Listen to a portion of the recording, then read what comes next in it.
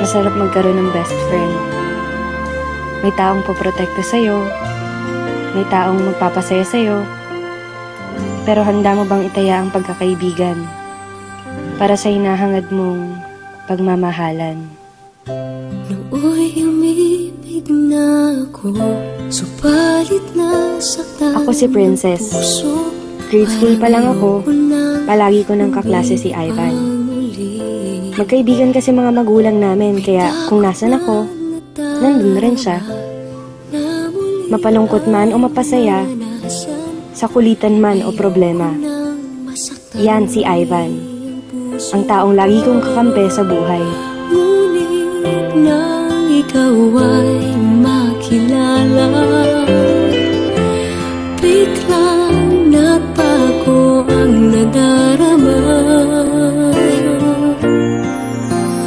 Para sa'yo, ako'y ibig pang muli. Dahil sa'yo, ako'y ibig ng muli. Ang aking puso'y pag-ingatan mo. Dahil sa ito'y muling magmamahal sa'yo. Para lang sa'yo. Isang araw,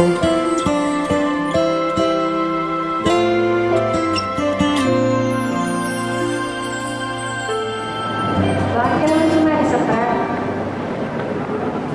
Wala lang, gusto ko lang. Gusto mo lang? Alam mo bang delikado yun?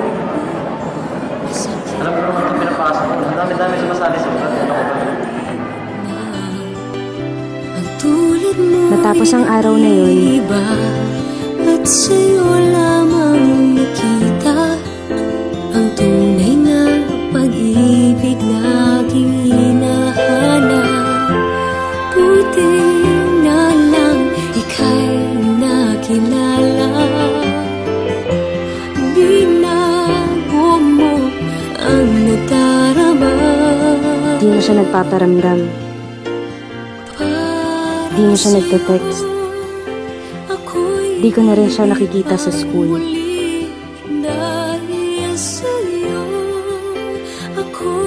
Kamusta na kaya siya? Pinuntahan ko siya sa bahay nila.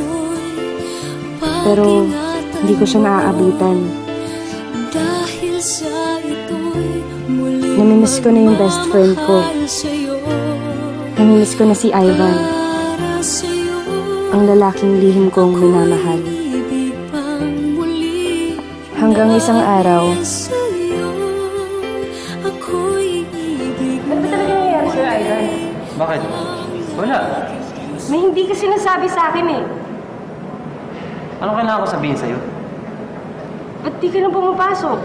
Ba't di ka na nagpaparamdam sa akin? Ba't di ka nagre-reply sa mga text ko, Ivan? Ivan! Ano ba talaga nangyayari sa'yo? Ba't ka ba nangangiram sa buhay ko? Ano ba kita?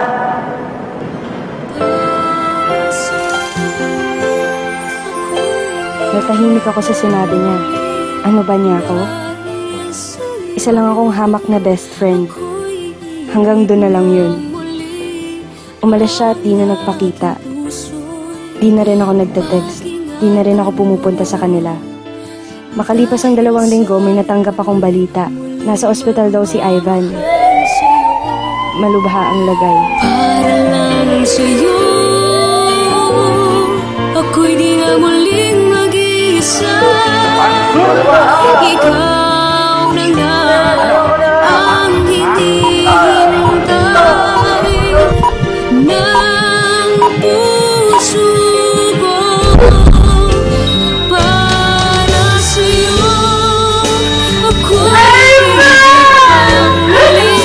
Dahil sa'yo, ako'y ibig na muli. Ang aking puso'y pag-ingatan mo.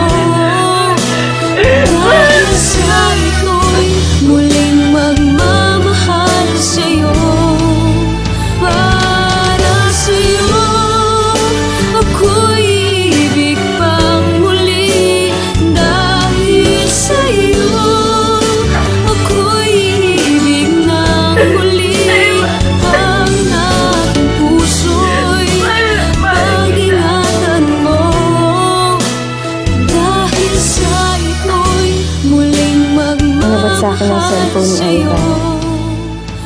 Pare, huwag niyong papakilaban ng best friend ko. Ginawa ko naman ang sinabi niyo, di ba?